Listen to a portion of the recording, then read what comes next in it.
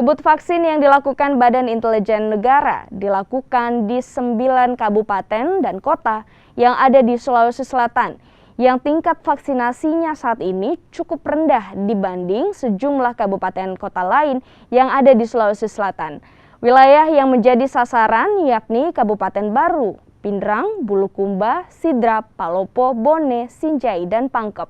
Program ini adalah salah satu upaya tindak lanjut program vaksinasi yang dilakukan oleh pemerintah untuk mencapai target. Program vaksinasi akan dilaksanakan selama beberapa hari berturut-turut dengan sasaran pelajar dan masyarakat umum. Selain itu, Badan Intelijen Negara juga akan melakukan vaksinasi dari rumah ke rumah. Vaksinasi yang dilakukan oleh BIN, Badan Intelijen Negara, yang serentak dilaksanakan di seluruh Indonesia, termasuk Provinsi Sulawesi Selatan. Program ini salah satu upaya tindak lanjut program vaksinasi yang dilakukan oleh pemerintah untuk mencapai target 70% dari dosis pertama di tahun 2021.